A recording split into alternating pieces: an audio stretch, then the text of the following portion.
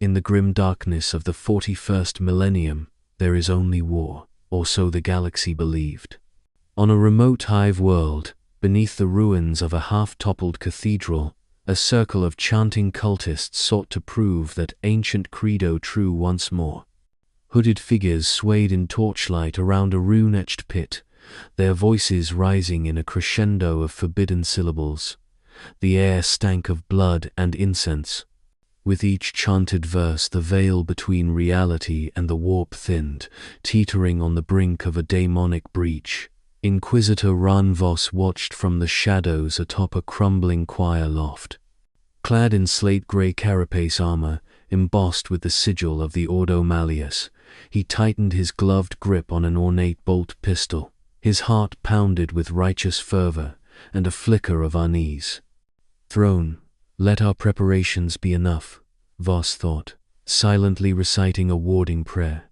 Around him, a handful of stormtroopers waited in grim silence, hellguns trained on the cult below. They had seen witchfire and corruption before, but the oppressive energy gathering in the pit was unlike any mere daemon summoning. It felt not like the familiar oily sheen of chaos sorcery, but a void, an absence that drank in the light. Voss steadied himself. Whatever profane horror these heretics called forth, he would meet it in the God Emperor's name. With a final wail, the cult magister drove an athame into the sacrificial victim on the altar. Blood hissed as it touched the runes. The stone floor cracked, reality yielding. "By the changer of ways, we beseech thee," the magister cried. A rift yawned open in the pit blackness, spilling out like ink. An otherworldly howl resounded. Voss's eyes narrowed. "Scientian fools, you bargain with powers you scarcely comprehend. Go," he barked, and his kill team opened fire. The crack of hellgun beams and roar of bolter shells shattered the ritual's cadence. Cultists toppled, scorched and bleeding. The magister himself screamed as a bolt round took his arm, but his cry turned to mad laughter. "It's too late, unbeliever," he shrieked at the Inquisitor. "He comes, the changer comes." Voss's jaw clenched. In the widening warp rift, something stirred and clawed for entry into reality. A colossal, taloned silhouette began to manifest, the form of a greater daemon, its 4 burning eyes and curving horns emerging from the void. The Inquisitor felt the warp roil as the creature forced its way through. Throne, a lord of change, even with all his faith, Voss felt a bead of sweat trace his temple. Yet suddenly, that titanic outline halted. The ritual chamber's temperature plummeted, the very light of the torches strangled to embers. The unnatural howl of the warp fell abruptly silent. For an impossibly long moment, nothing moved save motes of ash drifting in midair. The daemon's half-formed shape quivered at the threshold, and then shrank back, screeching not with fury, but with what sounded like fear. Before the Inquisitor's astonished eyes, the clawed horror was wrenched back into the void as if by an unseen hand. In its place, the fissure in reality widened further, edges bending as though making way for something vast pressing through. A figure stepped out of the darkness. Reality folded around her impossibly, accommodating a presence that did not belong. She appeared as a woman in flowing black raiment, untouched by the rain of dust and debris. Her hair was ebon, her eyes twin voids reflecting distant stars. There was a stillness to her bearing, an absolute silence that swallowed the last echoes of gunfire and dying screams. Inquisitor Voss felt a chill clutch his spine. Every psychic alarm he had prepared lay dead and dumb in her presence. Warding sigils went dark, protective chants died on his lips. He could sense nothing from her, not the psychic stench of a demon or the subtle aura of a human soul. It was as if an emptiness walked where a being should be. Around the newcomer, the surviving cultists either prostrated themselves in confused reverence or scrambled back in terror. What have we summoned?" one whimpered. Voss signaled his men to hold fire, and took a bold step forward, pistol aimed steady at the strange woman's heart. "By order of the Holy Inquisition, identify yourself," he commanded, striving to keep his voice firm. "What manner of daemon are you?" Slowly, the woman turned her gaze upon him. The shadows around her shifted, hungry, as if eager to snuff out the feeble glow of the remaining candles. "I am no daemon," she answered quietly. Her voice was calm and resonant, carrying effortlessly through the chamber despite its softness. There was an alien timbre to it, as though countless echoes spoke in unison. "I am darkness, the ending of all things." Her words hung in the air, incomprehensible yet terrifying in their simplicity. One of Voss's acolytes, a veteran trooper, broke discipline and fired. A lance of red lace beam speared from the balcony toward the woman's head. Without even glancing aside, she raised a pale hand. The lace beam vanished into a pool of blackness that coalesced in her palm, devoured utterly before it could reach its mark. The trooper gasped, shaking, as the aftershock of his weapon's recoil faded. Voss swallowed, adrenaline hammering through him. He'd faced down greater daemons of chaos, entities of obscene power, but those at least howled with rage or lust, flaunting their presence. This being did nothing, emanated nothing, and somehow, that was more horrifying. "In the name of the God, Emperor," the Inquisitor proclaimed, forcing conviction into his voice, "I demand you submit. This world is under his protection." At the mention of the Emperor, something like mild curiosity flickered across the woman's face. She tilted her head. The void of her eyes seemed to deepen, and for an instant Voss felt as though the entire galaxy's light dimmed, the distant sun itself struggling to shine. "The Emperor," she repeated, tasting the word. "Yes, I sense his light, faint and shielded, a candle guttering against an endless night." Voss bristled. "Blasphemy," he hissed. "You stand in defiance of humanity's savior.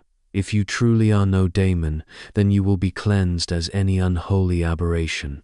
He thumbed a control on his Rosarius, activating a shimmering energy field around his body, and began to intone the rites of banishment. Nearby, one of his men raised a trembling vox to call for exterminatus, so panicked was he by this unknown horror. The woman, the darkness, regarded these efforts with a serene, almost pitying expression. "Your faith, it burns bright, but it is misguided," she said softly. She stepped forward, and in that motion, every ward in the chamber exploded into sparks. The runes inlaid in the stone floor cracked and fizzled. Voss staggered as his Rosarius overload cut out, its protective field snuffed like a breath on a candle. A wave of intangible pressure rolled over the room, and the last of the cultists finally broke, scrambling away or collapsing in sobs. He fired his bolt pistol point blank.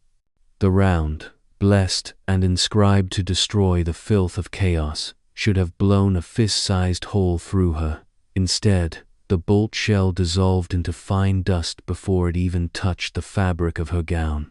The darkness stood before Voss now, nearly close enough to reach out and touch. Though she scarcely came up to his chest in height, an infinite void lurked behind her eyes, and the Inquisitor felt as though death itself peered up at him. Still, he did not back down. Drawing a silvered force sword from his side, he ignited its blue psychic blade. "If you are no daemon, then what are you?" Voss growled, desperately grounding himself in anger to stave off the chill of dread, the blades normally crackling. Energy was oddly muted in the gloom surrounding her. She studied him for a moment, as if deciding how to answer. In that heartbeat of silence, Voss became acutely aware that even the warp rift had closed behind her, leaving only the materium and this impossible intruder. At last, she spoke. "I am the night that was before the first dawn. I am the shadow at the end of time. In another realm I was called Amara, but you may know me as the Primordial Darkness." The Inquisitor's mind reeled. None of those titles appeared in any imperial scripture or Xenos lore he knew, and yet something in her words rang with a terrible truth that his soul recognized. The end of time, you lie, Voss rasped, voice cracking. Nothing predates the Emperor's light but chaos itself. You must be some trick of the great enemy. Even as he said it, he realized how hollow it sounded. No daemon of chaos could stand on hallowed ground without the Emperor's wards reacting, but every holy ward was dark, every psychic alarm silent. This darkness was outside the rules he understood. Amara, the darkness, gave a faint smile that held neither warmth nor cruelty, only an immense patience. I have no need to deceive, child of man. Your Emperor's light may guard you against the warp's brood, but she gently raised her hand, and Voss felt an invisible weight press upon him. His knees buckled, the force sword slipping from his grasp and extinguishing as it clattered to the floor. Around the chamber, his stormtroopers and acolytes likewise sank to the ground or collapsed, eyes wide with a mixture of awe and terror. They were being subdued not by brute violence, but by sheer existential gravity, as if the universe itself decreed they yield to this being. I am no creature of the warp, the darkness finished. Her voice seemed to echo directly inside Voss's skull. Your golden Emperor's might, impressive as it is, cannot banish what was never born of his realm. I do not wish your death, Inquisitor. But neither will I entertain further attacks. She gently closed her outstretched hand into a fist, and Voss felt the trigger of his pistol crack under his finger, the weapon's metal warping and crushing itself into useless scrap. A shocked cry from his men told him their guns had likewise been destroyed. Voss knelt amid the rubble and the frightened moans of his remaining retinue, chest heaving. He was beaten, utterly, yet still alive. For an instant, indignation flared through his fear. If not a daemon, then what is your purpose here? He demanded hoarsely. Why come to this world through foul sorcery? Do you mean to consume us? Amara regarded him, eyes unreadable. I did not choose this method of arrival. These mortals, she gestured lightly toward the cowering cult leader, called out into the abyss. I answered.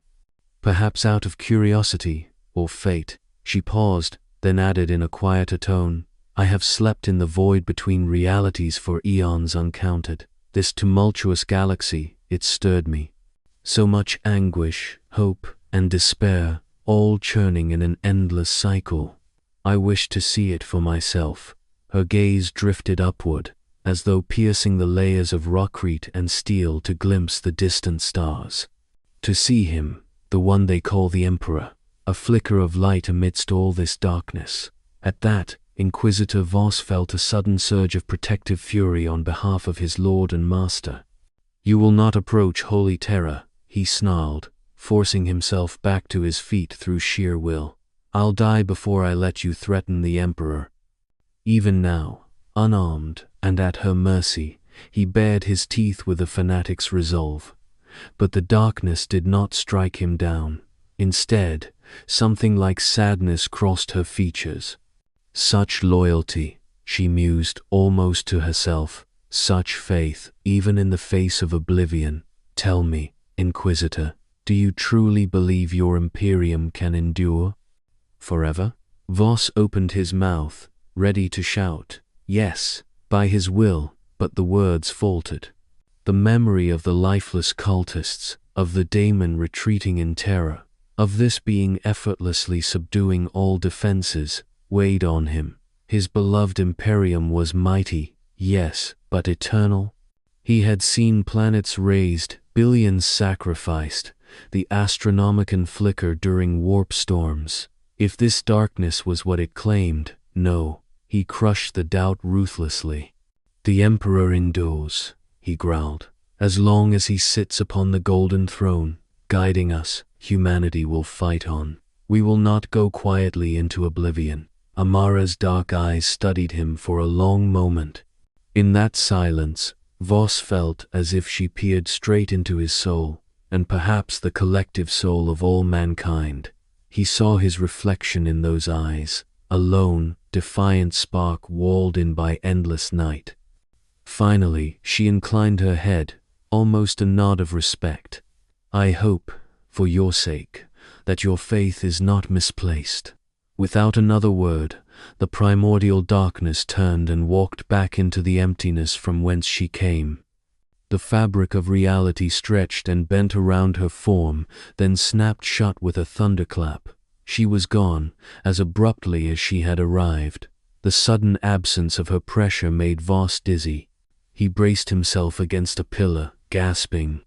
In the distance, he dimly became aware of the rising wail of alarm klaxons across the hive city and the approach of reinforcements, likely alerted by the unnatural energy spike moments ago.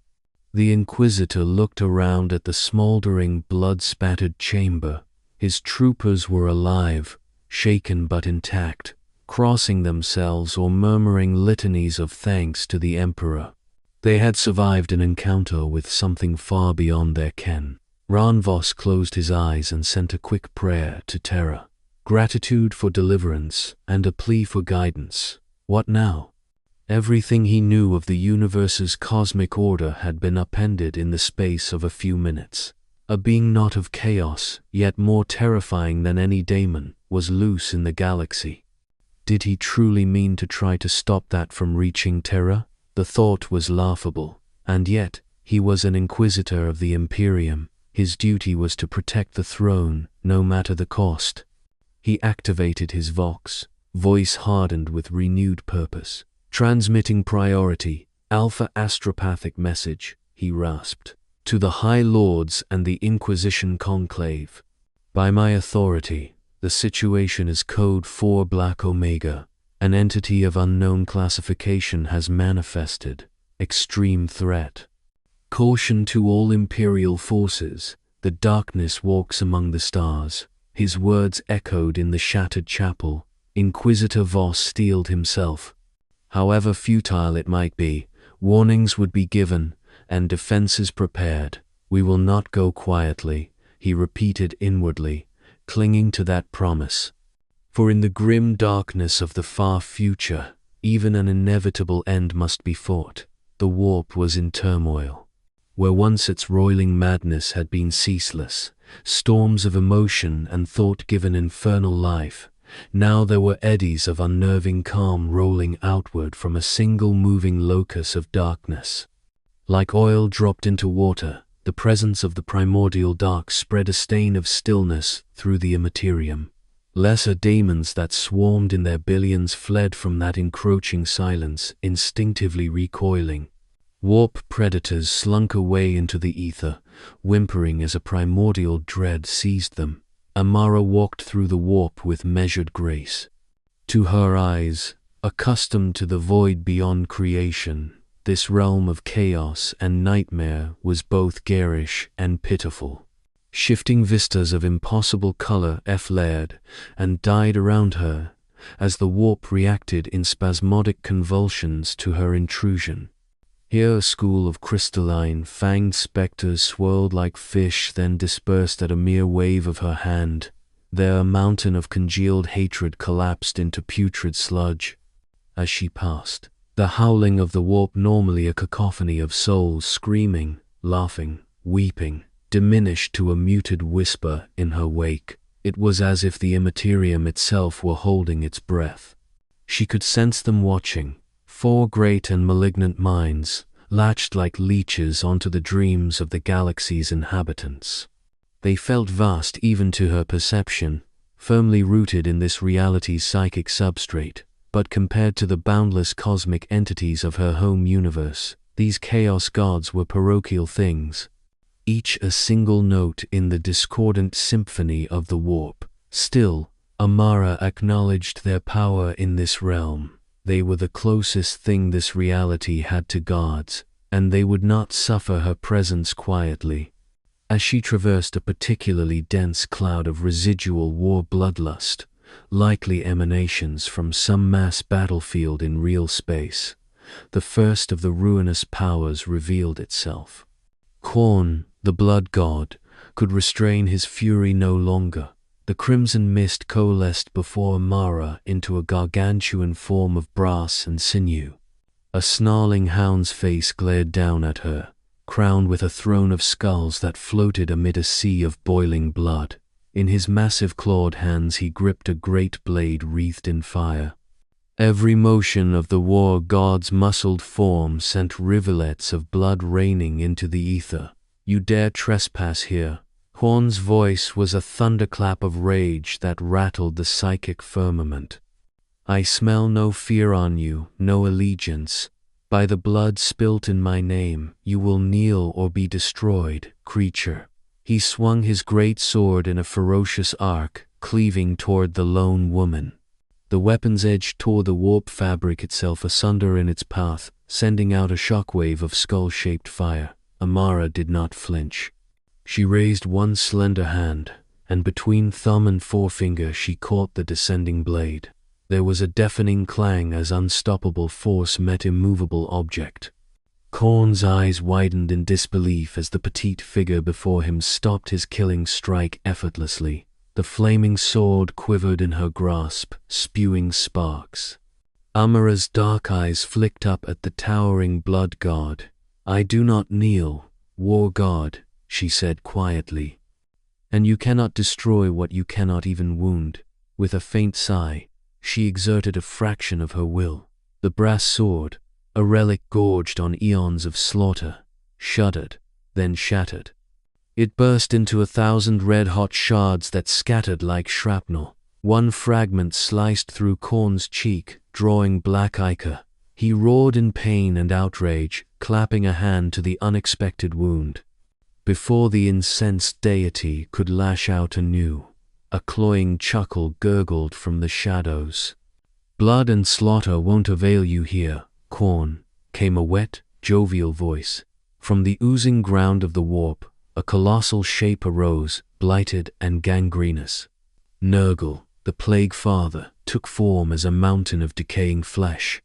His skin was a sickly green-black mass of open sores and crawling creatures. Each movement sloughed off diseased matter that writhed into demonic life at his feet. Despite his grotesque appearance, the figure's broad, rotting face bore a benevolent, grandfatherly smile. "Welcome, little one," Nurgle burbled warmly, pustulant boils on his belly jiggling. His tone was inviting, as though greeting a new grandchild. "Have you come to accept Grandfather Nurgle's gifts? I have such splendid plagues to share, such beautiful endings in decay." He extended a palm toward Amara, and with it wafted a cloud of noxious spores. Each a tailor-made death crafted from the despair of trillions. The cloud closed around Amara, a green haze meant to corrupt and wither any soul, even a god, into quiescent rot. Khorne stepped back with a snort, eager to see this presumptuous intruder reduced to suppurating sludge. Nurgle's sticky laughter echoed as his gift enveloped the woman entirely. But as the virulent miasma clung to Amara, it darkened to pitch and fell away in clumps of inert matter. Where Nurgle's corruption should have seeped into her being, there was only emptiness, a void that gave the disease nothing to latch onto. The cloud dissipated, revealing Amara untouched, wreathed in an aura of calm night. She met Nurgle's gaze with solemn pity. "Your gifts hold no sway over me, Lord of Decay," she said softly.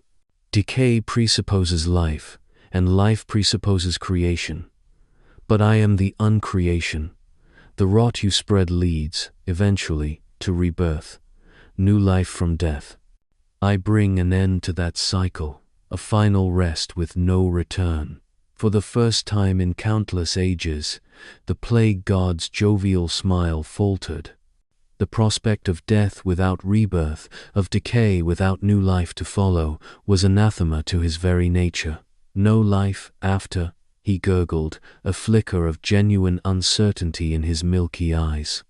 Nurgle fancied himself the god who made death meaningful by birthing life from it endlessly. To hear this being claim even that solace would be denied was deeply disconcerting. The grandfather of pestilence fell silent, pondering, flies orbiting his slumped shoulders in uneasy loops. A tinkling laugh like shattering glass cut through the tension. Slaanesh slid into being on a wave of iridescent haze, the dark prince's androgynous form radiating unsettling beauty. Half ethereal, half flesh, Slaanesh's appearance constantly shifted to match the desires of the onlooker. To Khorne he might appear a perfect adversary, to Nurgle a tempting child to corrupt. To Amara, Slaanesh appeared as a figure of exquisite elegance, neither male nor female yet embodying the allure of both, eyes of violet flame, lips curled in a knowing smile. Silken robes of shifting color draped sensuously around a lithe form. What an intriguing soul we have here, Slaanesh purred, circling Amara with lazy predatory grace. The Chaos God's every movement left trails of colored light, hallucinatory and enticing. So still, so cold, yet so full of experience. I can taste the eons on you, lovely one. Tell me, what pleasures have you savored across the stars? What delights and pains have left their mark on your heart? The Prince of Excess let a porcelain hand trail near Amara's shoulder, not quite touching. From those long fingers spilled a cascade of psychic sensations, intoxicating joys, profound sorrows, ecstasies beyond mortal ken, all aimed to provoke any flicker of emotional response. Amara's face remained impassive. The wash of sensation flowed over her like water over stone, finding no purchase. Where Slaanesh sought hidden lusts or secret pains in her heart, it found an abyssal stillness. If she once had yearnings, they were tied to a story beyond this reality's comprehension, nothing the Prince of Chaos could grasp or exploit. Your charms are wasted on me, Amara said, voice as calm as a moonlit lake. She turned to face Slaanesh fully. I have known love that turned to heartbreak, desire that became ashes. There is little left in me that wants, certainly nothing you can provide. For the briefest instant, the mask of Slaanesh cracked. A flash of frustration, even shock, marred that impossibly perfect visage. No creature, mortal or god, was utterly free of desire, or so Slaanesh believed. To find an absolute void where there should be longing was offensive. Oh, there is something, Slaanesh hissed softly, the voice underlaid with 100 sibilant whispers. Everyone wants something: power, companionship, the thrill of creation, the peace of oblivion. The Dark Prince's eyes narrowed shrewdly. Perhaps you want what was taken from you. Yes, I sense a pang of loss buried deep. A brother, was it? A being of light to your dark. You miss him. Amara's expression flickered at that, an almost imperceptible tightening around her eyes. Slaanesh's lips curved, sensing it. Had hit a nerve. Ah, there it is. You crave reunion, wholeness. I too know the ache of separation. I can fill that void, sweet lady, Slaanesh crooned, drawing closer. Its pheromone-laden aura pressed inward, cloying and sweet. Imagine it, a universe where you are understood, worshipped even, never alone. I could give you worshippers beyond number, sensations to drown any emptiness. Enough. Amara's single word cut through the prince's enticements like a blade of ice. She lifted her chin, and for the first time, a faint contempt laced her tone. Your temptations ring hollow. You speak of worship and indulgence, yet you know nothing of what I seek. I do not desire adoration or mindless sensation. The only one whose acknowledgement mattered to me is gone. She stepped forward, eyes blazing now with a cold inner light. Slaanesh instinctively drifted back, unsettled by the sudden intensity from one who had been so composed. You, who are born of the Eldar's folly, embodying their excess, you presume to understand my emptiness. You are a child, grasping at baubles to stave off boredom. I am the emptiness. Your existence, your every thrill and pain, is a brief candle against an eternal night. Do not presume to school the darkness on hunger. You are hunger, and you will never be filled. Slanesh's beautiful face twisted with indignation. The Prince of Excess was unused to being scorned so utterly. A snarl, at odds with the melodic voice, issued forth. Ice-hearted witch, perhaps you simply require a different touch, pain, not pleasure. In a blur, Slanesh's caressing hand splayed into talons, lashing out at Amara's cheek. The claws that had rent the souls of heroes and demons alike skittered across Amara's skin and did nothing. Not a scratch, not a drop of blood. Slanesh gasped, reeling back as the backlash of its own failed psychic strike jarred through its arm. As the prince nursed its shock, the warp around the assembled group churned and crackled. Tsiench, the changer of ways, had at last arrived, drawn by the conflict and the cascade of impossibilities unfolding. He did not manifest immediately in a single form. Instead, the space above them filled with a storm of kaleidoscopic energy. Fractal shapes and kaleidoscopic colors folded in on themselves, birthing and devouring esoteric geometries. Within the storm, 9 shimmering eyes opened, ever shifting in size and position, and a chorus of 9 discordant voices rang out. He is here as foretold. She is here unexpectedly. It threatens us. It intrigues us. Mortal, divine, both, neither. The threads tangle. Yet she walks free. The many voices of Tsiench overlapped, each offering a contradictory statement. The changer's presence was an assault on logic. Merely hearing the competing declarations could drive lesser minds mad. Amara looked up into the maelstrom calmly. How tedious. Do you always chatter in riddles, changer? She asked, unimpressed by the display of arcane might. Speak plainly if you can, or I'll dismiss you as readily as the rest. The shifting vortex coalesced in response, perhaps stung by her disregard. From its heart emerged a tall, willowy figure draped in ornate robes of continuously morphing patterns. It bore a face that was never the same twice when glanced at, now a beaked avian visage, now a mask of shifting letters, now a blank mirror. Staff in hand, the architect of fate fixed Amara with a penetrating gaze, or rather, all 9 of them, now aligned in the robed form's face like a crown of eyes. You are not in any prophecy, Tsiench said, a single sibilant voice shockingly coherent issuing from beneath its cowl. I have read the strands of fate, every permutation, every possible future. Nowhere were you accounted for. By what trick have you eluded the sight of a god? Before Amara could answer, Khorne snarled and hefted a new weapon, a massive battle-axe conjured from his essence. Trickery and sorcery. She uses some cursed artifice to cheat fate and defy our might. Enough talk, we end this now. The blood god's pride was wounded, and nothing but blood, or whatever equivalent this foe had, would salve it. He lunged again, axe whistling murderously through the warp stuff. This time, Amara did not bother to catch the blade. Instead, with a contemptuous flick of her wrist, she sent forth a ripple of darkness. It struck Khorne like a tidal wave. The shock wave blew the axe from his hands and hurled the massive god backwards. He crashed through a floating island of skulls, shattering it, before regaining control of his momentum.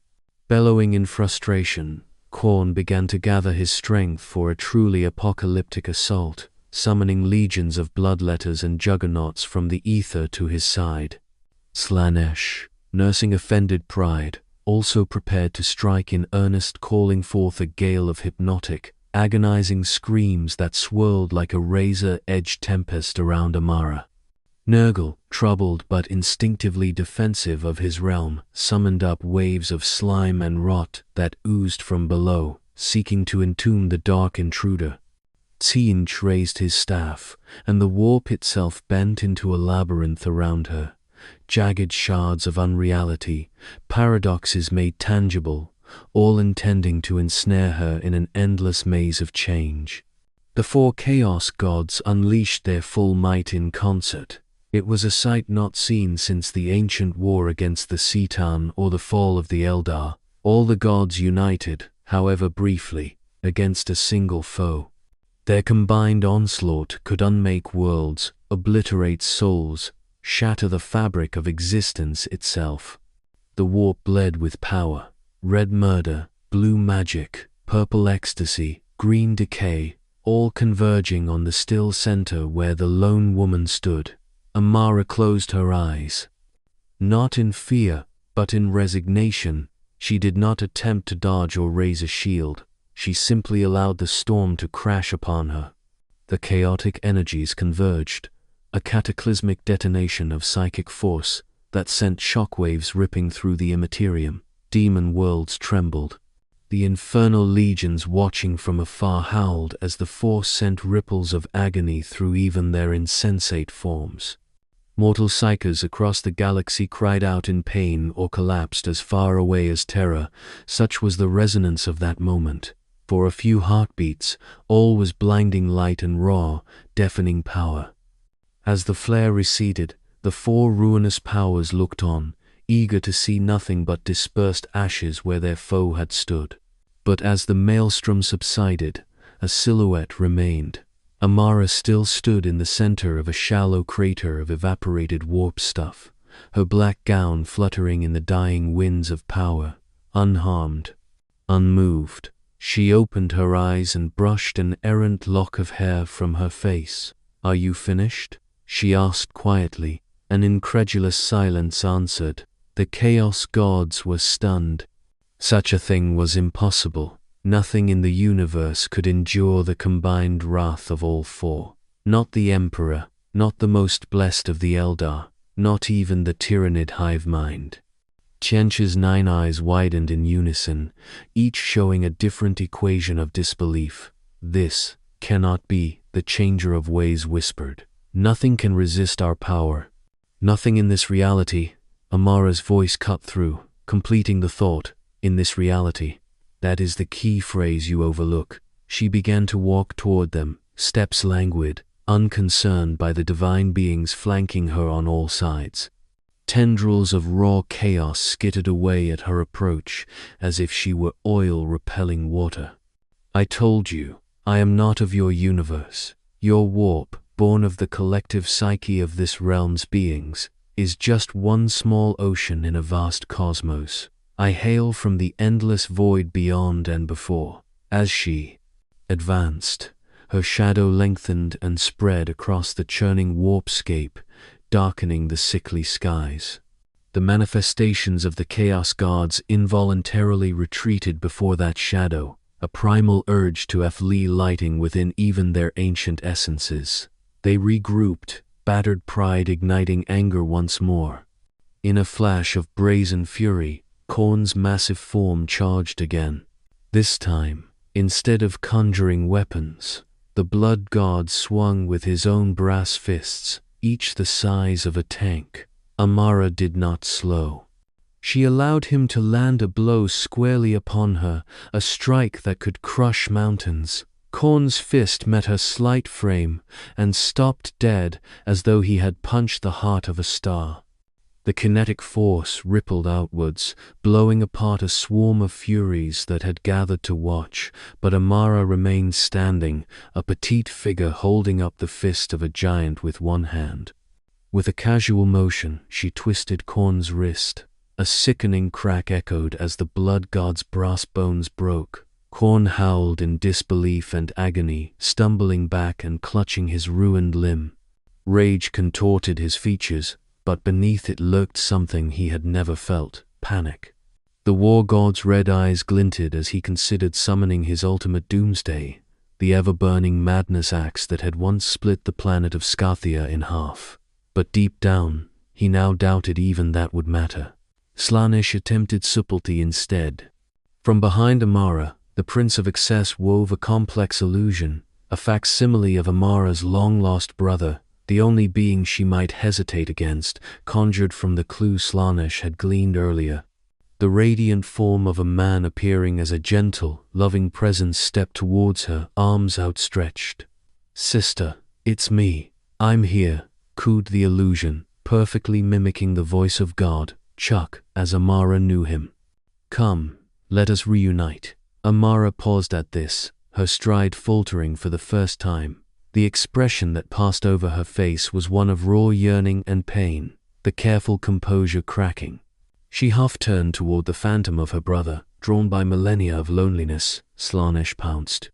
The illusion lunged to embrace Amara, intending to restrain or distract her, while the prince drove a psychic knife into her back. But as the phantom's arms encircled her, Amara closed her eyes and murmured, "Chuck would never seek me in the warp. Cheap trick." Her voice trembled just a fraction, enough to reveal the attempt had indeed hurt her emotionally, though it failed to fool her intellect. Her eyes snapped open, now blazing white with anger. "You dare wear his face?" she spat. A pulse of dark energy erupted from her body in all directions. The false god image shattered like glass. The force caught Slaanesh mid-leap and threw the prince headlong across the Empyrean heavens, where they collided with the imperial shards of Sench's disintegrating labyrinth. Slaanesh reeled, disoriented and momentarily incapacitated by a pain entirely new, the pain of an exploited weakness backfiring. Sench realized brute strength and direct trickery had failed. The changer of ways hovered above, mind racing across schemes at the speed of thought. Perhaps negotiation was the only recourse left. "Brothers, sister," Sench projected to the other gods in a mental tendril, "cease your attacks." Aloud, the architect addressed Amara in a more measured, conciliatory tone. "Clearly, we have misjudged the situation," he admitted, raising empty hands in a placating gesture. Beside him, Nurgle sagged wearily, nodding in reluctant agreement. Khorne and Slaanesh hesitated, pride warring with self-preservation. But eventually, they too stilled, forming a wary circle around Amara. "What is it you want, outsider?" Sench asked carefully. "Surely even one such as you has an aim or desire. Perhaps we can come to an arrangement. Yes, you possess power beyond imagining. We have dominion over this realm. Together, imagine what could be achieved." Behind the cordial words, the changer's eyes flitted calculatingly. If he could not defeat this being, perhaps he could entangle her in webs of intrigue, give her a stake in the current order, or at least buy time to uncover a weakness. Amara turned slowly, regarding each of the four gods in turn. Her anger seemed to ebb as quickly as it had arisen, returning to that cool neutrality. "What do I want?" she echoed softly. "In truth, I want nothing from you. I did not come to bargain or conquer. I came to understand why this universe reeks of turmoil." She gestured around at the churning madness. "And now I see, it is because of you. You four perpetuate an endless cycle of strife, feeding on the emotions of the living. War without end, schemes without purpose, indulgence without satiation, decay without peace." Her voice was neither loud nor harsh, but carried an undeniable authority that made the gods shrink slightly. "I find it tiresome." Khorne bristled, snarling. "Mind your tongue, shadow spawn. We are gods. This reality bows to us." "You have no right." "No right?" Amara's eyes flashed. She raised her voice, and its resonance rippled through the warp like a peal of thunder, overriding Khorne's. "I have every right. I existed before your materium spawned its first amoeba, before the first sentient dream coalesced into your twisted consciousness. You call yourselves gods, but you are nothing more than reflections, shadows cast by the fears and desires of finite minds. Parasites fattening on the anguish of the living." The warp flickered violently in response to her scorn, and the chaos gods themselves flinched as if struck. Only Nurgle gave a deep, bubbling chuckle. Surprisingly, it was the Plague Lord who spoke up now, raising a dripping hand. Honesty, how refreshing, he rumbled. There's more truth in her words than I've heard in an age. We are parasites in our way, are we not, my siblings? His rheumy eyes turned to the others, who glared but did not contradict him outright. Nurgle's plague garden had quaked with the fear of oblivion under Amara's presence. In his mirthful fatalism, perhaps, he found her frankness appealing. Rude, yes, but honest. I almost respect that. Amara gave Nurgle a nod of acknowledgement. I take no pleasure in humbling you, she said, calmer now, but you needed to be humbled. You have grown drunk on the worship and terror of mortals.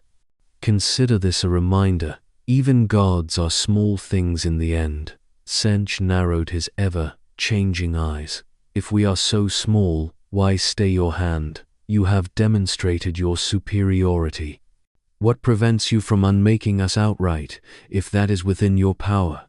Why let the parasites persist? A tense silence fell.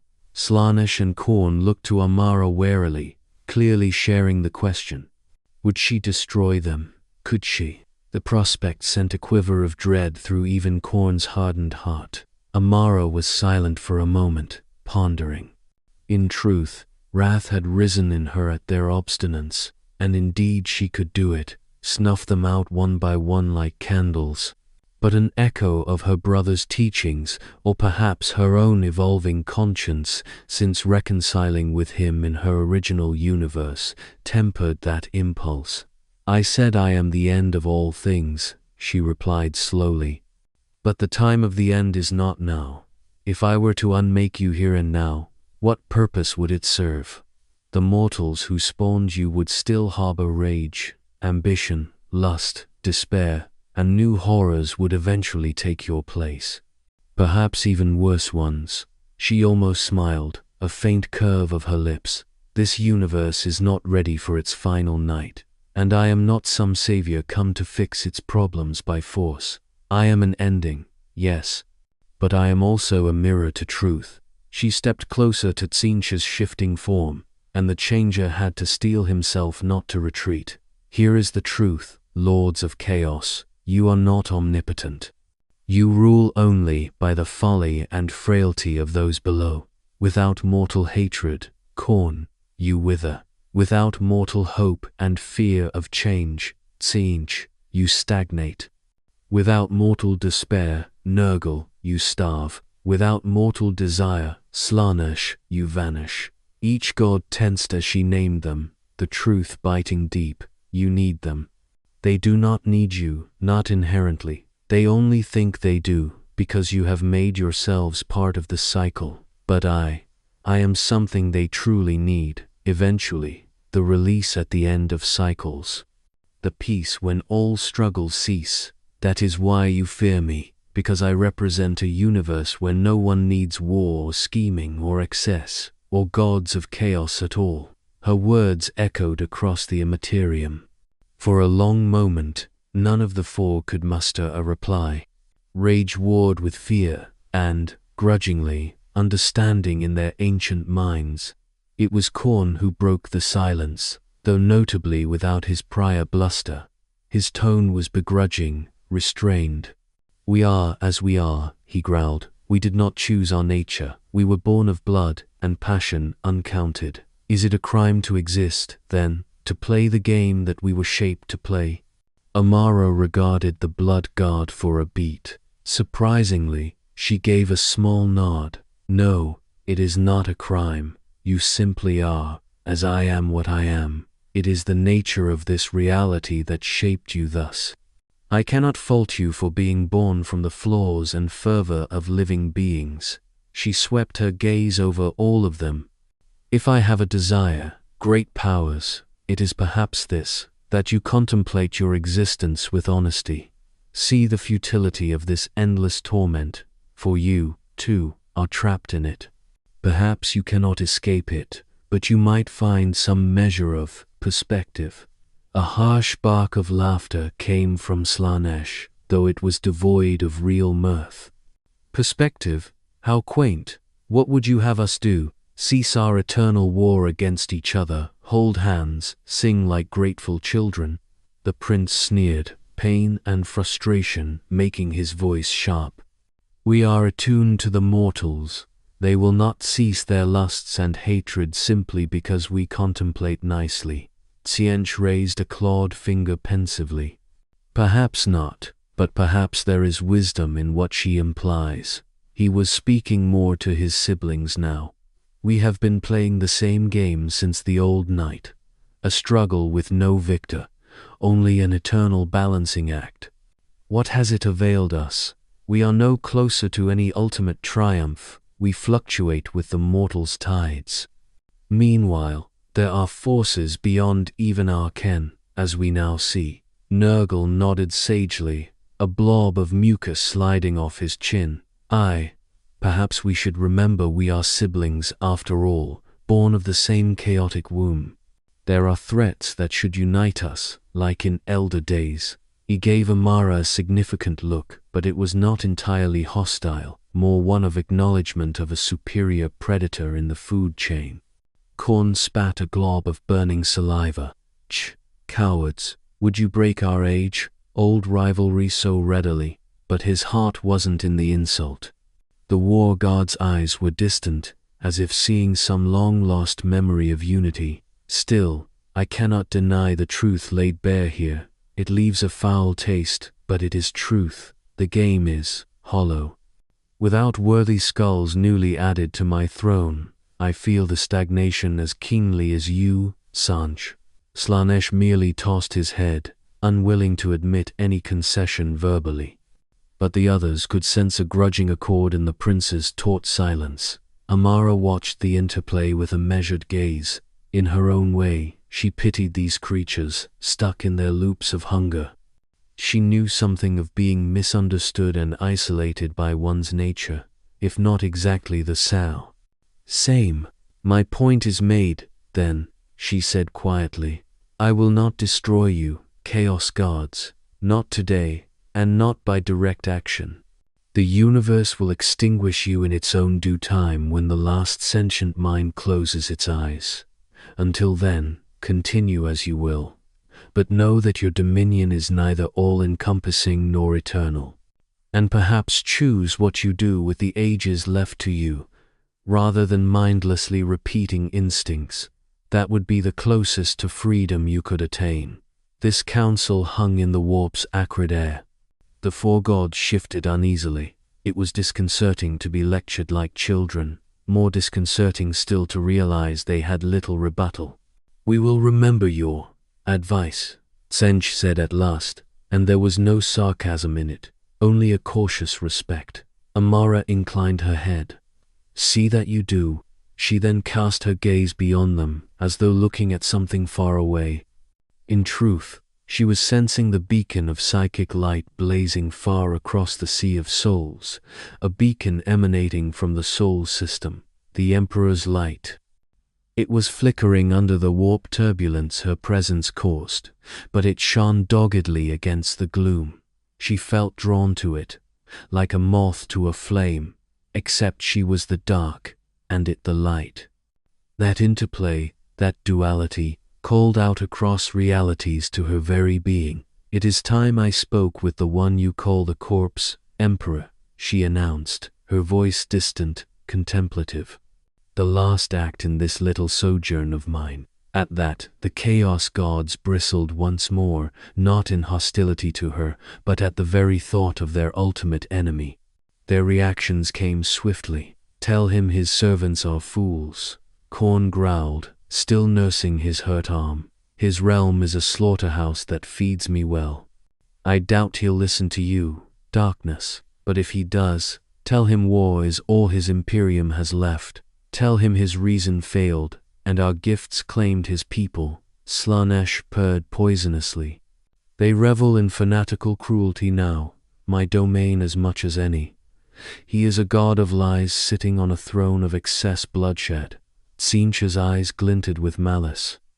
"Yes, do tell the master of mankind how every plan he wrought has unraveled, how we have danced in the ruins of his dreams. I wonder, will he break when confronted with such truth?" A fascinating experiment that would be. Only Nurgle remained oddly quiet for a moment. Then he gave a wheezing sigh. "Give the Emperor my regards," he said almost politely. The others shot him incredulous looks. Nurgle chuckled. "What? I have a fine daughter of his making in my garden. Isha sends her love." He ended that with a revolting grin, causing Tsench and Slaanesh to roll their eyes in disgust. Amara absorbed all their jibes without reaction. They expected her to carry their spite to terror like an errant crow, it seemed, but she had her own agenda.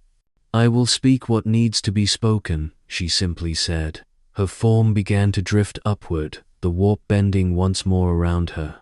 The shattered remnants of Tsench's labyrinth and Slaanesh's storm swirled as gravity lost meaning. "Farewell, Dark Ones. We shall not meet again, I suspect, unless any of you prove foolish enough to seek me out." She gave them a final, meaningful look. The Chaos Gods watched, silent and sullen, as the primordial darkness ascended beyond their reach. Her form became enveloped in a vortex of lightless space. Then, with a sound like the inversion of a scream, she vanished from the immaterium. In the sudden stillness, the four great powers of chaos regarded each other. For the first time in aeons, none hurled an insult or spear of flame at the other. They were, in an unspoken way, united, not in alliance, but in shared humiliation and relief. "Did that just happen?" Nurgle finally croaked, breaking the silence with a curious, almost amused tone. Slaanesh ran elegant fingers through shining hair and let out a shaky breath. "Apparently, yes," the Dark Prince murmured, still rattled. Tsench's form flickered through a dozen shapes, his thoughts whirling so fast that his manifested image couldn't settle. "Improbable, impossible, and yet, here we are." Khorne spat again, though more to reclaim his facade of pride than anything. "She should have fought to the death," he grumbled unconvincingly. "Coward, fleeing to face the Emperor instead." But even he did not sound eager to call her back for a rematch. The four fell into uneasy contemplation. An intruder beyond their understanding had come and gone, and with her departure she left something deeply unsettling in her wake. Doubt. Doubt in their supremacy, in the unending nature of their game. The Chaos Gods were unused to doubt. It itched at them like a rash. After a long pause, Nurgle began to laugh, a deep, wet belly laugh. The others turned to him with varying expressions of annoyance and confusion. "Oh, fear not, my siblings," Nurgle chortled, wiping a tear of pus from his eye. "We're still here, aren't we? We have time yet to do what we do best."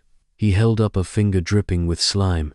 "But perhaps, just perhaps, we might consider doing things a bit differently. For our own amusement, if nothing else." Slaanesh arched a perfect eyebrow. "What are you suggesting, grandfather? A truce?" "How terribly dull." Tsench interlaced his ever-shifting fingers thoughtfully. "Not a truce, necessarily, but maybe a new angle, new strategies. After all, stagnation is the enemy of change." Khorne grunted, flexing his regenerated wrist. "I care not what methods you slither with, mage. I only crave true battle." Perhaps that wretch was correct, that the constant grinding of these mortals is losing its savor. He trailed off, and then barked, "Bah! I'll think on it." The blood god vanished in a pillar of flame, likely off to his brass citadel to brood and vent on his never-ending legions. Slaanesh sighed melodramatically. "I for one intend to seek some exquisite sensation to wash the taste of this encounter out of my mouth." The prince's form blurred into color and light and dissipated, off to its pleasure palaces. Nurgle gave Tsench a nod and sank back into the muck of his realm with a contented gurgle, perhaps to stir his cauldron and whisper to his captives about the curious meeting that had transpired. Tsench lingered alone a moment longer. The changer of ways peered into the shifting mists toward distant terror. The golden light there glimmered, growing brighter as the darkness neared it, two opposites destined to meet. What will come of this? Siench wondered, half anxious, half intrigued. His 9 eyes blinked in alternating patterns of worry and anticipation. May you sow some truly interesting chaos of your own, Primordial One, he murmured. And then the architect of fate wrapped himself in a vortex of multicolored wings and was gone, leaving only the warp's eternal, uneasy simmer, now tinted with a shade of foreboding new to its palette. Holy Terra, the cradle of mankind, the throne world of the Imperium, and the most fortified planet in the galaxy. From the void above, its polluted atmosphere glowed a sullen orange around the nightside continents. Swarms of defense platforms and warships clustered in orbit, a steel halo prepared to annihilate any threat. In the warp, Terra was a beacon, the Astronomicon, a constant blaze of psychic light projected by the Emperor's will and sustained by 10,000 souls offered each day. It cut through the immaterium like a lighthouse guiding lost ships, but today, that beacon faltered. Astropaths aboard every vessel in the Sol system cried out as a vast shadow rippled through the sea of souls. The light of the Astronomicon guttered, momentarily eclipsed by a darkness beyond any warp storm. On Luna's secret internment catacombs, slumbering null psychers stirred in agitation. On Mars, the tech priests watched the sensors around Terra spike with unknown readings. And on Terra itself, within the sprawling palace that covered much of Asiaticus, alarms blared at unprecedented pitch. In the great chamber of the Astronomicon, the choir of psychers faltered as a chill passed through their conjoined minds, a chill that did not stem from the usual strain of their eternal task. In the hall of Lang, the Grey Knights training in meditation felt a presence that made even their conditioned souls shiver. Deep in the Imperial Palace's inner sanctum, the Adeptus Custodes sprang into action. The companions, the 20 or so custodians assigned to guard the Emperor directly, were already at their posts flanking the Eternity Gate. Captain General Trajan Valores, the commander of the Custodes, stood from his meditation as his guardian spear's wards flickered. He had felt this once before, not long ago, a wrongness that preceded understanding. Issuing terse orders, Valores led a contingent of Auramite armored giants through the final gate and into the Sanctum Imperialis, the throne room of the Emperor. The massive chamber yawned before them, dimly lit by the glow of the golden throne at its far end. Incense smoke hung thick, and devotional candles cast dancing shadows on the ornate skull-carved pillars. At the foot of the throne's dais knelt the Sigillite priests in ceaseless prayer, flanked by blank-eyed sisters of silence standing sentinel. They too had noticed something amiss. The psychic hum that suffused this place had diminished to a whisper. Valores took position, spear leveled, his fellow custodians fanning out in a practiced formation. The Sisters of Silence, their very presence nullifying warp energy, moved with them, pale and grim. A tech priest attending the throne's mechanisms chittered nervously, monitoring the life-sustaining mechanisms plugged into the Emperor's mortal remains. For the first time in living memory, a hush fell over the throne room. The constant drone of machinery seemed muted. The Emperor's custodians waited, breaths held, for they too sensed something approaching. The silence deepened until it was absolute, perfect, terrible, and then, she was simply there. One moment, the space before the golden throne was empty. The next, a figure in black stood halfway up the dais steps, as if she had every right to be there. Amara had not bothered with doors or webway portals. She manifested directly inside the sanctum, folding reality around herself to bypass all barriers. It was a quiet entry, but the shockwave of her presence was thunderous in the soul. Every ward and psi shield layered into the throne room flared and died in an instant. Custodian Valores staggered as the Aegis circuits in his armor guttered out. The very air felt heavy and cold. The Sisters of Silence, normally anathema to psychic beings, found their null aura strangely ineffective, as if the intruder's power did not register as warpcraft at all. One sister, eyes wide, actually took an involuntary step back. "Hold fast," Valorous roared, regaining his balance. "Form on the throne, protect the Emperor." Even as he spoke, he lunged down the dais, closing distance to the intruder. His spear, the ancient weapon capped a sarcophagus, crackled to life with lethal force, a field that could flense a daemon's essence with a touch. Golden light from the throne glinted off his lion-headed armor as he thrust the weapon straight at the heart of the slight woman. Blood of the oath died on his tongue. The custodian captain general, who had fought the legions of chaos and worse in his long life, found himself halted mid-stride. Not by physical bonds, not by telekinetic force, but by a simple absence of momentum. Valorous hung suspended in mid-lunge, utterly frozen. All around the throne room, each of his fellow custodians likewise halted in uncanny stillness. It was as though time itself had paused for them. They were conscious, eyes darting, and muscles straining, but not a single body obeyed their will. Amara regarded the immobilized warriors with a faint, apologetic frown. "I mean you no harm," she said softly. With a gentle wave of her hand, she shifted the custodians aside, sliding their frozen forms across the floor like statues until they stood in two neat rows along the walls. She eased Valorous himself back to the base of the dais and carefully unfroze just his head. The proud Captain General found he could speak, though the rest of his body remained locked. "Unhand me, witch," he snarled, veins bulging in his neck. "How dare you profane the throne room?" But Amara's attention was no longer on him. She turned toward the golden throne. The corpse emperor sat upon it, exactly as she had seen in glimpses from warp and vision. A desiccated husk of a man, clad in gilded armor that was fused into tubes and cables linking him to the great life-sustaining engines. What remained of his flesh was shrunken, mummified, stretched across a skeletal frame. Wires and sanctified machinery burrowed into his body at dozens of points. And yet, within that dreadful stillness, she felt a presence vast, potent, bright as a small sun. His eyes, two black hollows in a gaunt face, were closed. But as she took a step closer, those eyes opened.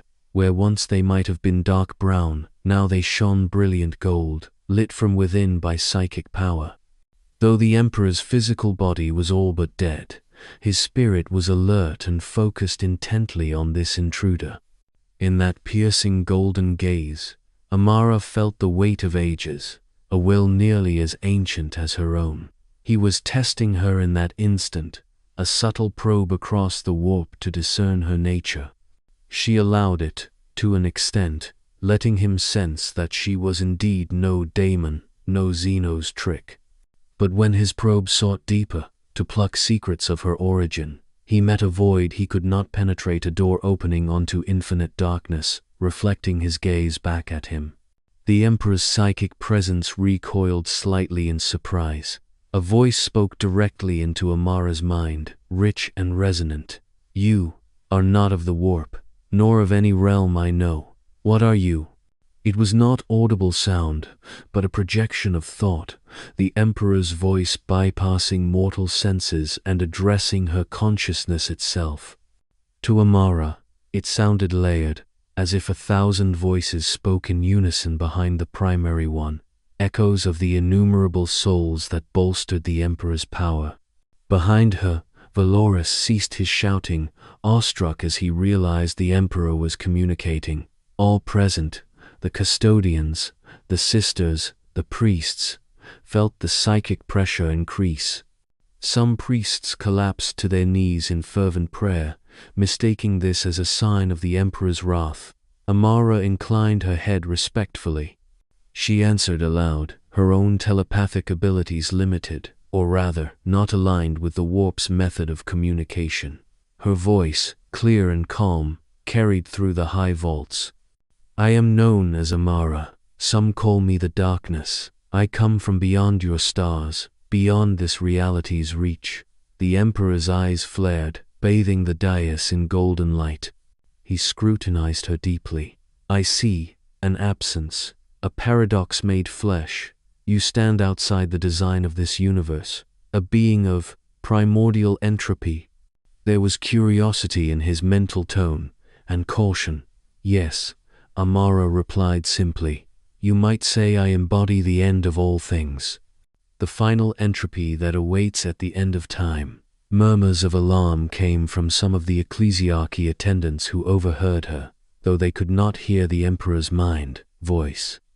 Final entropy. Emperor preserve us, one whispered, clutching his Aquila pendant. The Sisters of Silence, immune to psychic fear, nonetheless exchanged concerned glances. Why have you come here? The Emperor projected. To my throne, specifically. There was an unmistakable authority in the question, the voice of a sovereign who expected obeisance, but Amara also detected a layer of genuine wonder under it.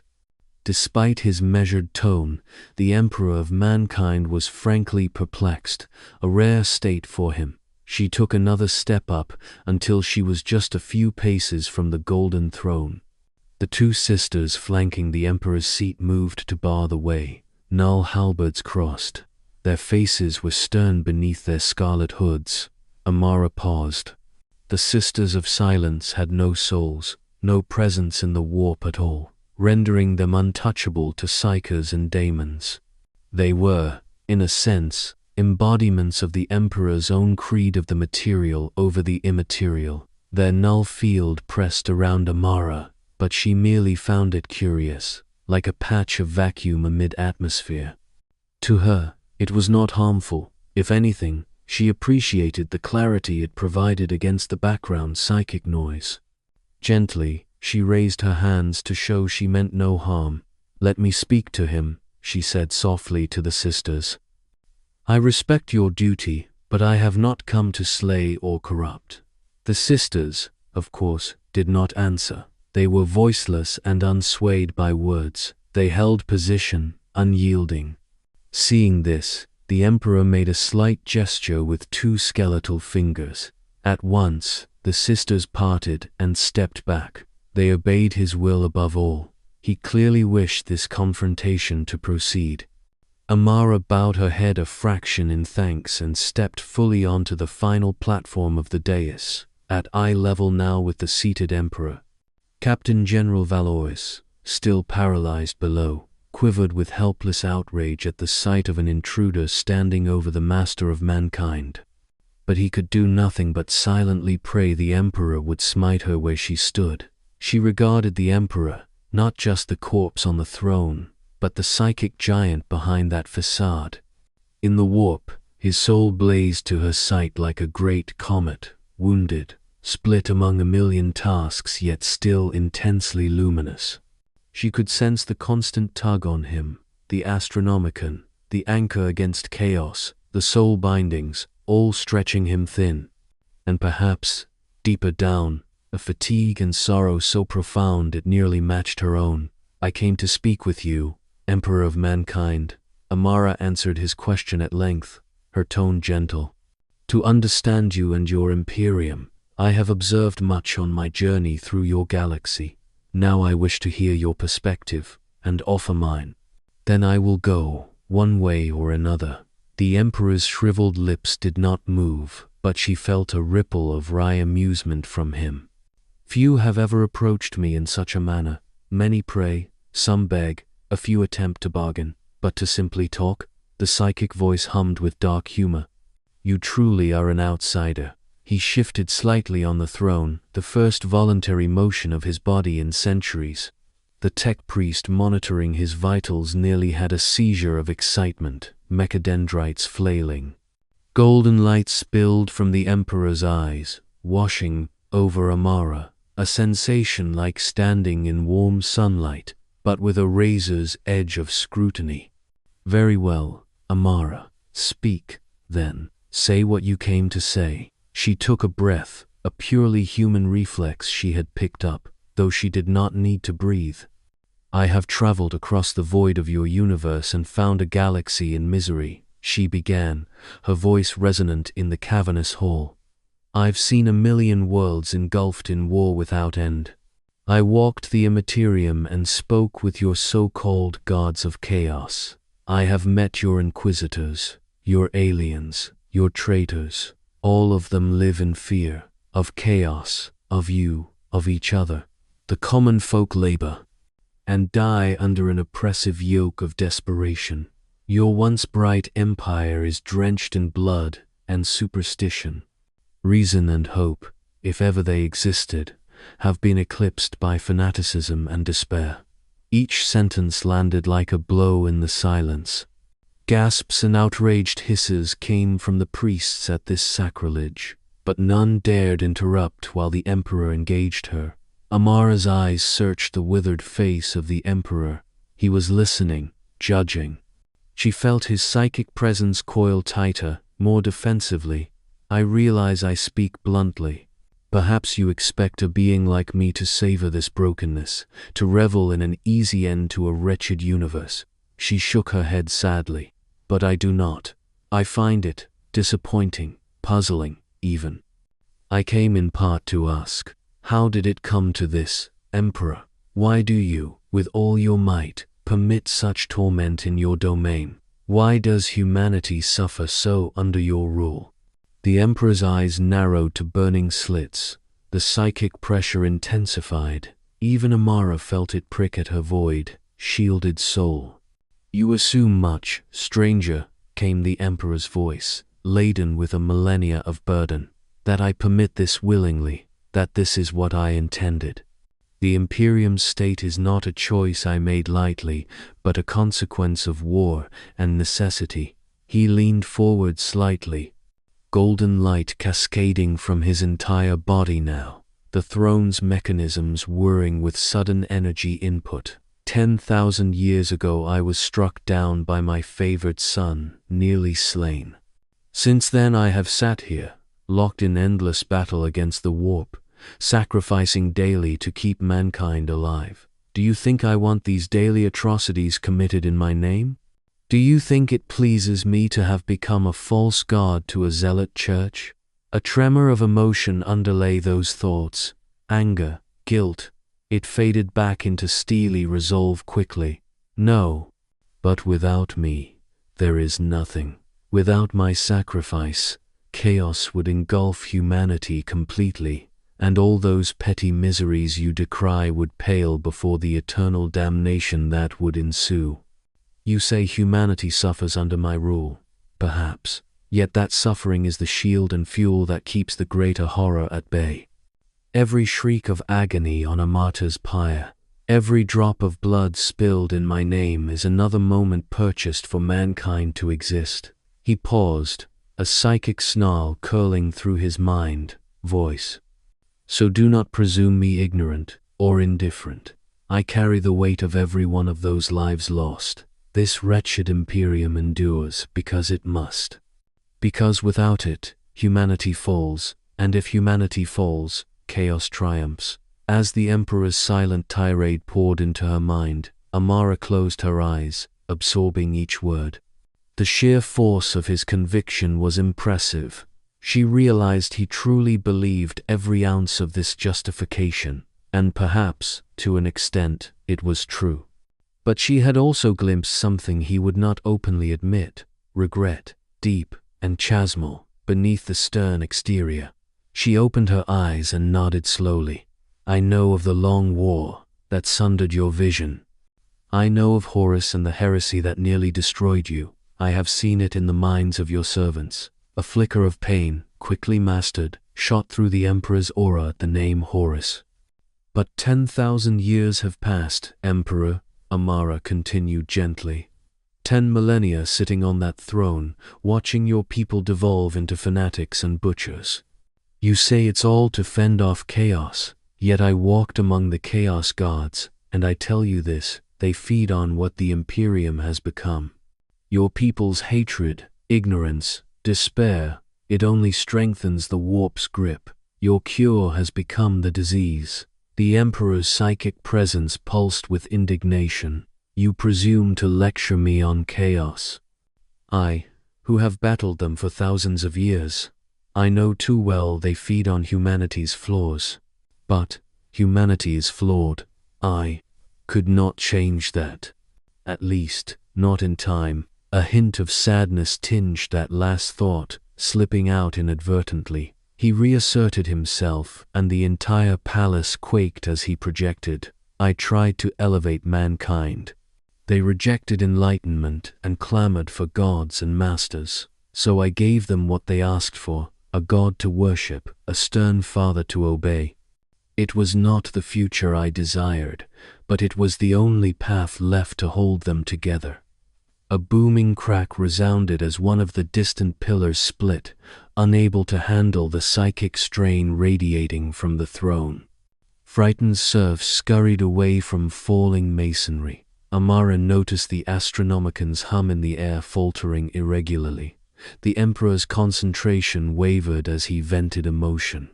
Psychers across terror likely reeled from the storm brewing in the sanctum. She held up a placating hand. I understand, better than you might think, the frustration of trying to protect those who may not appreciate it. To impose order for their own good. She thought fleetingly of her own bygone conflict with her brother, how he had locked her away believing creation needed to be protected from her. How she raged, and later learned that perspective. It is a heavy burden, she conceded, and you have borne it alone far too long. But ask yourself, what has your sacrifice truly achieved? Humanity is stagnating. Your empire decays in all but name. The spark that once made them human, curiosity, empathy, creativity, is nearly extinguished. They huddle in the darkness, chanting half-remembered truths as superstition. Is that survival, or just a slower death? The Emperor's eyes dimmed slightly. He did not answer immediately, and in the pause, Amara felt his immense will falter with doubt. Only a sliver, but it was there. What would you have me do? He asked at last, quieter in her mind. If I withdraw, they collapse. If I act, I must act through brutal means, for my hand can touch the materium only in wrath, or through fanatical vessels. I cannot reshape the Imperium by gentle persuasion from this throne. That time is long past. He sounded tired, endlessly, unspeakably tired.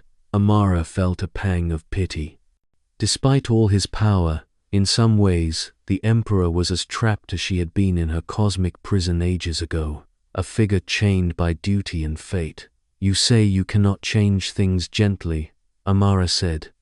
Perhaps not alone, but perhaps with a shift in perspective, a lesson, it could begin. She allowed herself a small smile. I find that even beings like us, ancient and powerful, sometimes need to be reminded of humility and possibility. In humility, one finds clarity. The Emperor gave a dry mental laugh. Humility? I have been humbled plenty, creature. I am a prisoner of this throne, entombed in a broken body. My empire worships a rotting shell, and calls it God. If that is not cosmic irony humbling my ambition, I know not what is. Amara stepped closer, close enough to reach out and touch the arm of the golden throne if she wished. The sisters tensed but held their ground as ordered. Then, Lord of Mankind, she said softly, what stops you from letting go? He did not immediately respond, uncertain what she meant. She continued, let go of the need to control every outcome.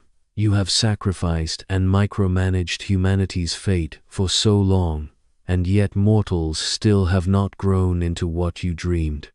Perhaps they never could under a parent that never allowed them to fail. The Emperor's aura flared with a sharp mix of anger and pain. Clearly that hit home. They would have died without me. His thought voice thundered. Is it better to let a child burn in the fire just to teach it a lesson?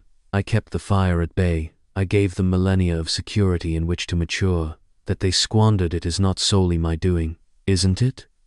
Amara asked gently. You forged a unity through conquest and fear of a common foe. You demanded compliance, and they gave it, but at the cost of their freedom to think and choose. You removed the fire, yes, but also the need to learn caution by themselves. They became dependent on you. And when you were no longer able to guide them personally, they lost their way. She sighed, glancing at the stained glass mosaics high above depicting the Emperor's great crusade. You tried to force enlightenment on them, but enlightenment cannot be forced. It must be chosen. The Emperor was silent, gold eyes fixed on her. She sensed tumult in his mind, a stew of counterarguments, pride, sorrow, love for humanity, disappointment, all swirling. Amid that silence, one of the custodians against the wall managed a strangled shout, valorous again, mustering enough will to partly resist his stasis. Insolent creature! How dare you presume to? He couldn't finish. Amara gave him a pitying glance and he froze fully once more. But his interjection seemed to snap the Emperor from his introspection. Enough, the Emperor said, not harshly, but decisively. He radiated a weary resolve. You have spoken much truth, perhaps more than I care to admit, but words alone do not change the fate of trillions. What is it you truly seek here, Amara? Do you intend to end us, to put this miserable imperium out of its misery? Is that the kindness the darkness offers? Around them, everyone held their breath, those who could still move or think, anyway. It was the question on all their minds. Would this being snuff out the Emperor's life and with it mankind's hope? The custodians silently raged against their paralysis. The sisters clutched their blades tightly, ready to give their own lives in an instant if she made an aggressive move. The air was taut with potential catastrophe. Amara slowly shook her head. No, I will not end you, or humanity, not today. If that is what I intended, I could have done so without ever stepping foot here. She looked around at the assembled guardians, then back to the Emperor. Her expression was one of gentle solemnity. Instead, I want you to see, as I have seen, to see the truth unclouded by 10,000 years of duty and dogma. She raised her right hand slowly. The watchers tensed, but she merely held it out, palm up, and conjured a small globe of perfect darkness, similar to what she had shown the Eldar Farseers, but tuned for the Emperor's perception. Within that sphere, lights flickered into being, a vision, a possible future. Behold, she said quietly. The Emperor, wary but curious, gazed into the orb with his warp sight. He saw a glimpse of mankind's fate if nothing changed, a slow grind into entropy, countless more centuries of war, the Imperium fracturing, or stagnating until decay consumed it. The golden throne eventually failing, his soul consumed or scattered, terror falling to anarchy or chaos. The Astronomicon going dark, humanity's interstellar civilization collapsing into isolated worlds easily picked off by Xenos or daemons. Extinction, or a barbaric shadow of former glory dragging on until one by one, the last embers of mankind gutted out. And at the very end of this nihilistic timeline, the Chaos Gods, glutted and gorged, eventually turning on each other in a final orgy of dissolution, until they too faded and nothing remained. It was not a certain future, merely one of many, but it was bleak, perhaps one of the bleakest. The Emperor gripped the arms of the throne, gauntlets clenching. He had feared such an end in his most despairing moments, but to see it laid bare sent a tremor through his ancient soul. Thus runs the current course, Amara said softly, her voice almost compassionate. Slow or fast, humanity's flame dims under this paradigm. The question, Lord of mankind, is what you choose to do with that knowledge. Will you persist the same, ensuring that grim fate, or can you allow something new? The Emperor's eyes rose from the orb to meet hers. What alternative do I have? What new can there be? I cannot abandon the throne. I cannot simply introduce sudden reforms without tearing the fabric of the Imperium apart. Amara regarded him intently. Perhaps the alternative is trust. Trusting your people to find their way if you give them the truth and step back. She almost smiled. You fear making them stand on their own, because you're sure they'll fall, and they might, at first. But maybe they'll learn, just as a child eventually learns to walk without the parent's hand. She closed her fist, dissipating the dark orb of future doom. I know what I propose might sound like surrender or suicide to you. Perhaps it is. I won't pretend the path of letting go holds no risk. Chaos would move in, certainly, to exploit weakness. There would be turmoil, but consider. You sought to make a species in your image, rational, bright, united. That potential still exists in them, buried under the weight of fear and dogma. Perhaps it can be rekindled, but only if they are forced to stand on their own merits once more, without the crutch of an infallible God-Emperor. At the word God-Emperor, the Emperor's psychic aura flared with distaste. He had never wanted to be worshipped. That much was known even in the dimmest recollections of pre-heresy times. Now he looked at Amara sharply. So, you counsel that I remove myself, let the Imperium crumble, so that something better might eventually be built from the ruins, or not at all if it fails. You, an embodiment of the end, advocate for hope through potential self-destruction? That is unexpected. He was studying her, as if truly seeing her for the first time beyond the threat. Amara gave a small, almost shy shrug. I told you, I am not evil. I do not desire suffering. I am an inevitable fact of the cosmos, but I am not eager to fulfill that role before its time. If life has a chance to thrive or find meaning, I do not begrudge it that time. She stepped to the side, gazing up at a fresco depicting the Emperor triumphing over a dragon. In my home universe, I came to understand that even though everything ends, what matters is what one does before the end.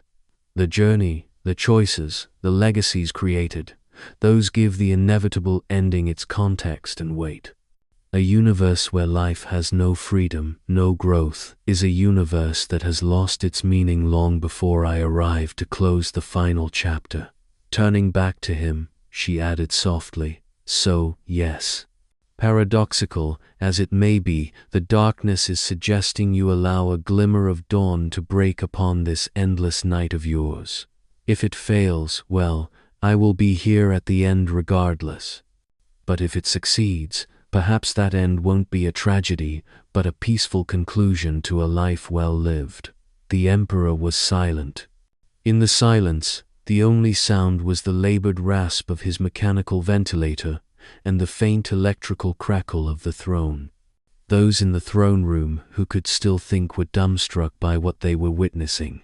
A heretical entity conversing with the Emperor on philosophical terms. Were it not so utterly beyond their ability to intervene, their heads might have exploded from cognitive dissonance. Finally, the Emperor's golden aura dimmed to a steady glow. I see in your words remnants of wisdom I once knew, and lessons I bitterly learned. His tone was somber. You realize I cannot simply flip a switch. The Imperium's inertia is immense. The High Lords, the Ecclesiarchy, the endless war, these are not things that stop on command, even mine, at this point. If I were to withdraw or lighten my hand, there would indeed be great upheaval. Amara inclined her head. That is true. It would take time, perhaps many lifetimes. But the change could start with small steps. A word in a trusted ear, a shift in policy here or there, an edict of tolerance, a scientific rediscovery allowed, instead of suppressed, little sparks, growing. The Emperor's gaze unfocused a moment, as if peering through time. Perhaps, if I had a faithful instrument with vision enough to implement such changes subtly, there are few I would trust. She could sense his thoughts turning to his few remaining true servants, perhaps Gilliman, maybe Malcador's echo, or others. Then those blazing eyes fixed on her again. Why do you care? You owe nothing to mankind. You feed on our eventual end regardless. Why trouble yourself with our course? It was a direct question that bore an almost vulnerable curiosity. Amara hesitated. How to articulate it? I have seen many worlds across creation, Emperor. Rarely do I intervene. I usually observe, aloof. But, she looked away, recalling Dean and Sam Winchester and others from her distant life. Once in a great while I encounter individuals or worlds that stir something in me. Admiration, sorrow, maybe kinship. Your species, for all its flaws, has remarkable tenacity. Even in the depths of misery, there are those among you who still love, still hope, still dream of better. That moved me. It reminded me of someone I cared for, long ago. She offered him a slight smile. And perhaps, in some way, I relate to you as well, a being burdened by cosmic responsibility, alone. Maybe I just didn't want to see it end in needless tragedy when it might be averted. Call it a whim, if you like. I won't be staying to guide or meddle beyond this conversation. Your choices remain your own. The Emperor absorbed this. He seemed to relax fractionally. You are a most peculiar embodiment of darkness, he mused, almost lightly. I suspect if Chaos knew how altruistic you truly are, it would have laughed less and feared more. A ghost of a chuckle escaped Amara. Perhaps. They certainly were left rather speechless in the end. At that, the Emperor gave something like a mental snort. I imagine so. I can only wonder what wild tales Nurgle will spread in the garden after this. For a fleeting heartbeat. The absurdity of it all hung between them, ancient cosmic beings discussing hopes and regrets amid a cathedral of terrified worshippers. It was nearly comical. A crackle from the Golden Throne's systems intruded on the moment, reminding both that time and reality still weighed on this meeting. The Emperor's presence wavered slightly. The Astronomicon needed tending. The constant assault of chaos on the Imperium had not ceased. Amara realized the encounter was drawing to a close. She had done what she came to do. Now it was in the Emperor's hands. I will trouble you no longer, she said softly. I know you must resume your eternal vigil. She stepped back down one stair of the dais, giving him space. The Emperor regarded her, and she felt a complex swirl in his mind. Gratitude, unresolved uncertainty, a flicker of something almost like friendship toward this strange visitor, and underlying it all the grim determination that defined him. You have given me much to consider, Amara, more than most would dare. For that, you have my respect. The shock on the faces of every conscious Imperial in the throne room would have been comical were the situation less profound.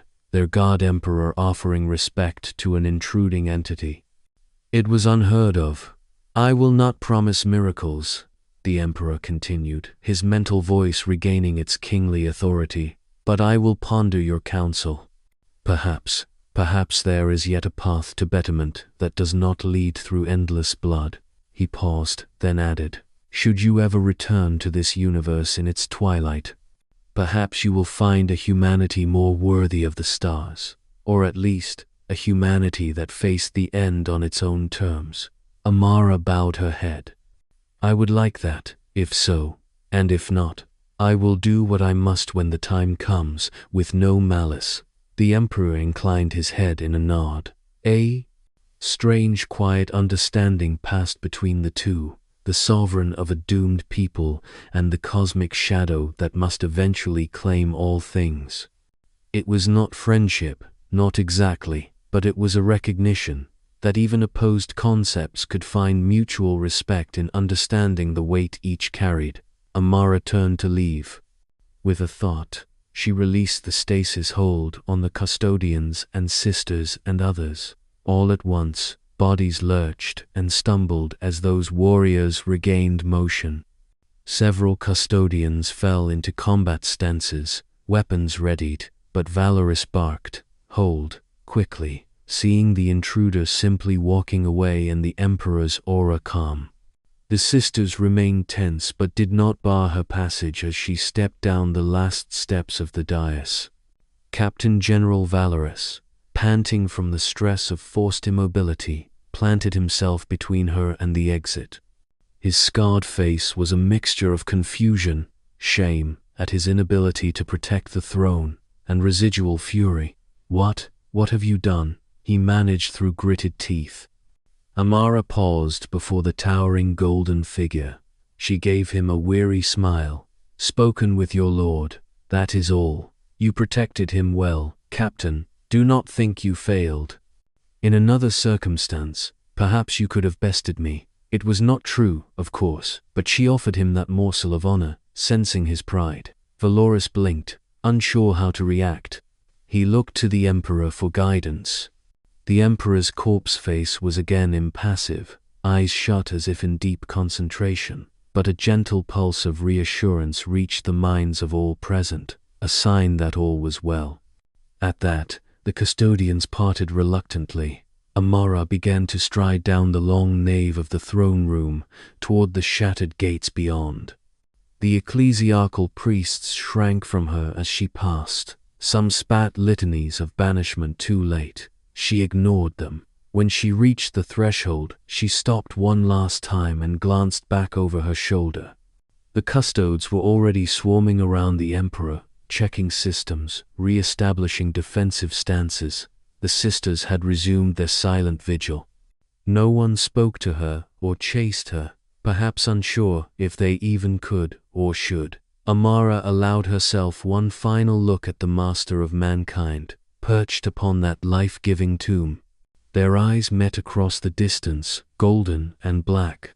Across that gap, something unspoken was exchanged, a final empathy between two weary guardians. With that, Amara stepped through the shattered adamantine doors and out into the daylight of Terra's skies. A few stunned guardsmen outside leveled weapons, but she vanished from their sight in a flutter of darkness that ascended into the ashen heavens. High above the imperial palace, the storm clouds parted briefly. A lone figure of shadow rose through the toxic atmosphere, higher and higher, until Terra's curve was visible below. Amara looked down upon the cradle of humanity, her expression unreadable. She could sense ripple effects already, astropathic choirs buzzing with confusion at the temporary Astronomicon lapse, whispers among the Adeptus Custodes that would later become hidden record of what transpired, the Emperor's own thoughts churning in newfound directions. She hoped, faintly, that she had made a difference. Perhaps she would never know. She did not plan to return any time soon. But the feeling of hope was novel, almost foreign, and she savored it quietly. Above her, the void of space beckoned, endless night spangled with distant stars. The warp's turmoil still churned, but maybe just a little less fervently than before, as if the chaos gods themselves watched in pensive quiet. Amara, the Primordial Darkness, spread her arms as if to embrace the cosmos. She felt the tug of the infinite beyond calling her home. Here, her work was done. Whatever came of it was now in the hands of mortals and their immortal steward. With a final whisper that drifted over Terra's upper atmosphere like a gentle sigh, faced the end with eyes open. She folded herself into the fabric of reality and slipped away, back into the boundless dark between worlds. On Terra below, the Emperor of mankind sat upon the golden throne, silent and unmoving as ever. But deep within the fractured expanse of his mind, a spark long thought dead glowed anew, the spark of a dream, of a better imperium, one that might yet cast aside its crutches and stand in the light, if only he dared let it.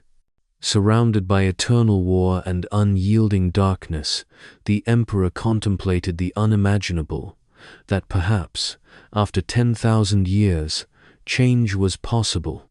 And in that contemplation, for the first time in an age, the master of mankind felt something almost forgotten, a glimmer of hope, fragile but real, shining against the darkness.